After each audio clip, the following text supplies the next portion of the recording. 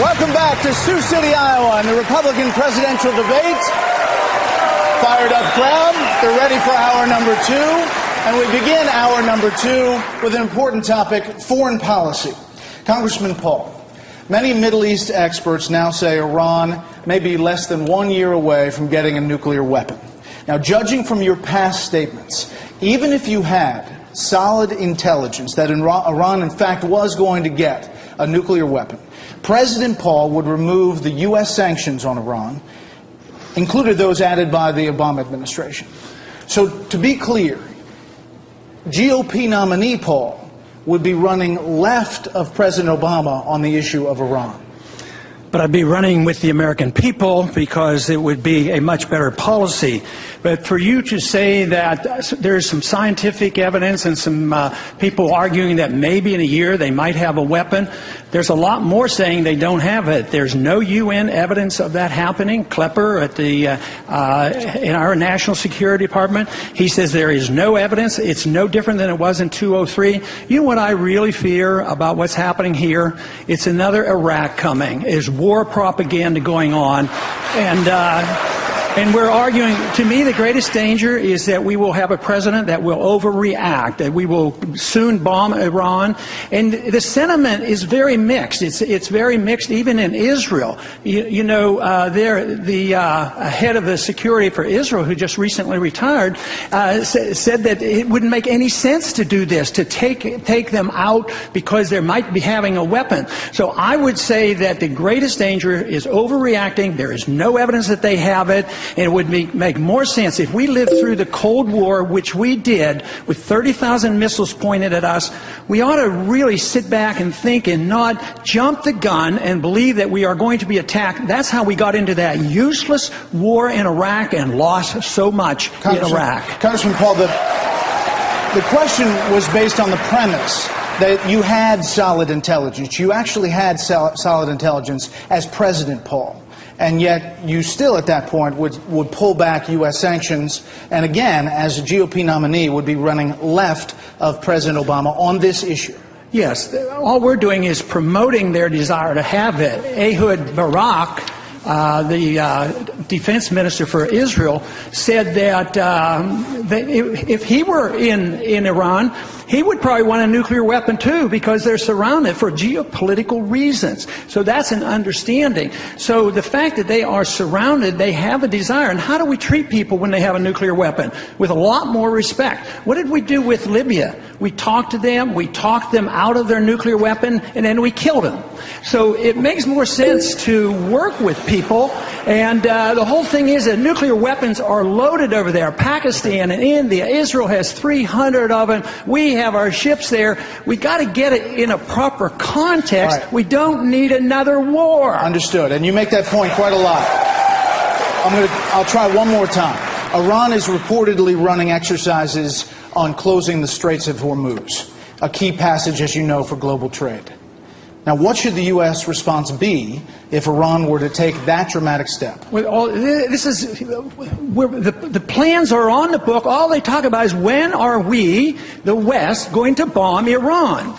So why wouldn't they talk about, they don't have a weapon, they don't have a nuclear weapon, why wouldn't they try to send out some information there and say, you know, if you come and bomb us, we might close the Straits of Hormuz down. So already the president, I think, is wisely backing off on the sanctions because it's going to be an economic calamity if you take all the oil out of Europe. So I think that makes sense. He knows these sanctions are overreaching. Sanctions are an act of war when you prevent goods and services from going into a country. We need to approach this a little differently. We have 12,000 diplomats in our services. We ought to use a little bit of diplomacy once in a while. Okay. Just a reminder again, that little friendly beep is... With all due respect to Ron Paul, I think I have never heard a more dangerous answer for American security than the one that we just heard from Ron Paul. And I'll tell you the reason why. And the reason why I would say that is because we know without a shadow of a doubt that Iran will take a nuclear weapon, they will use it to wipe our ally Israel off the face of the map, and they've stated they will use it against the United States of America. Look no further than the Iranian Constitution, which states unequivocally that their mission is to extend jihad across the world and eventually to set up a worldwide caliphate. We would be fools and knaves to ignore their purpose and their plan. Congressman Paul.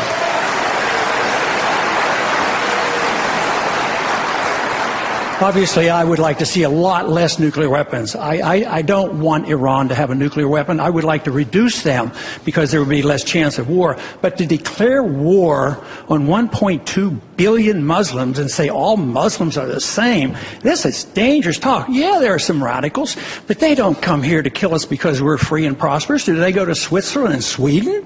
I mean, that's absurd. If you think that is the reason, we have no chance of winning this. They come here and they explicitly explain it to it. The CIA has explained it to us. It said they come here and they want to do us harm because we're bombing them. What is the whole world about the drone being in Iran?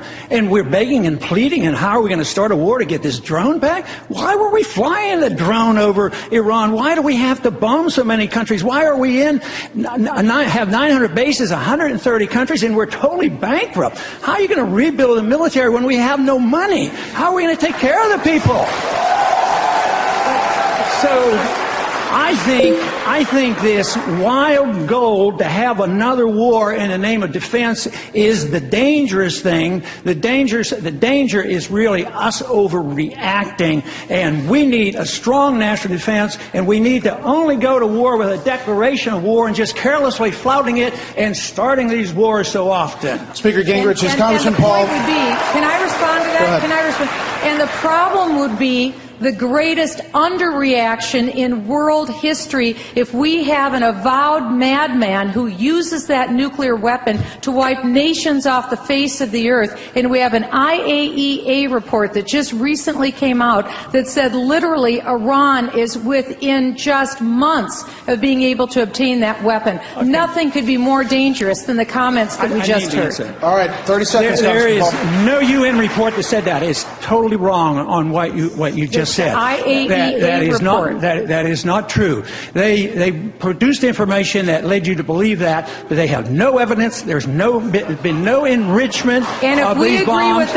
If we agree with that, the United States people could be at risk of our national security. So I'd like to finish. If she thinks we live in a dangerous world, she ought to think back when I was drafted in 1962 with the nuclear missiles in Cuba.